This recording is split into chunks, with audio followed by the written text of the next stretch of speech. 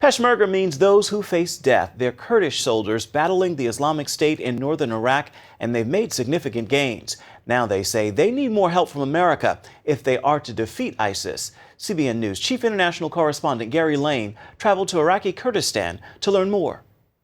Meet the Peshmerga, frontline fighters protecting Iraqi Kurdistan from the Islamic State. This experienced soldier joined them in 1982. He's fought in many battles, mostly against Saddam Hussein's army. Fighting against Saddam was different than fighting ISIS. With Saddam, we fought against an army.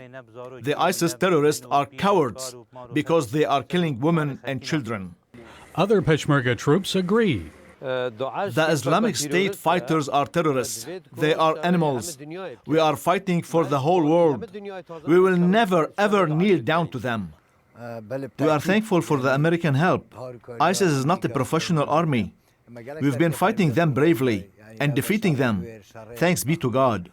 We're at Tiger Camp. This is the most forward Kurdish army Peshmerga base camp, not far from the city of Mosul. Now, talking to these soldiers, these troops here, they've told me they can defeat ISIS, but what they really need to do that is American advanced weaponry. Sirwan Barzani is the nephew of the Kurdistan president. He commands the Peshmerga in this part of Iraq. My sector is more than 130 kilometers long, but we don't get any new weapons on ground in our hands. What we need heavy machine weapons. We need the big calibers. We need anti-tanks. We need the same our enemy, the terrorists, they're using against us. Some of the rifles used by the Peshmerga are more than 30 years old. So why don't they have new ones and more advanced weaponry promised to them by the United States? I pose that question to the Kurdistan Foreign Relations Director.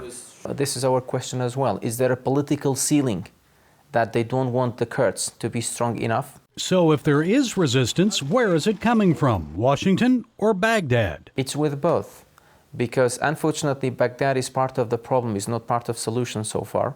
Before stepping aside last year, former Iraqi Prime Minister al-Maliki reportedly gave hundreds of millions of dollars to Shia militias for the fight against the Islamic State. Current Prime Minister al-Abadi has agreed to send $1 billion to the Peshmerga. But that's for salaries, not advanced American weaponry. And neighboring countries Iran and Turkey fear a well-armed Kurdistan might declare independence from Iraq and then threaten them. But the Deputy Speaker of the Kurdistan Parliament told me stronger forces would be good for those countries by defeating ISIS and bringing stability to the region.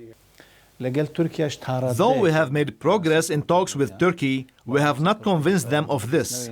We hope to persuade them that a stronger Kurdistan will help regional security.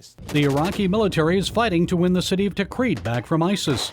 And once Tikrit is liberated, the Iraqi military will set its sights on freeing Mosul from ISIS control. The Kurds say they'll join Iraqi forces in that battle if asked. Hundreds of their Peshmerga troops have already died fighting ISIS, and they say without the advanced weapons they need, many more may die in Mosul and elsewhere in Iraq. If we give life, why we are not receiving heavy weapons to protect this life and to make a decisive war against ISIS and to make it as quickly as possible. Gary Lane, CBN News, Malakara, Iraq.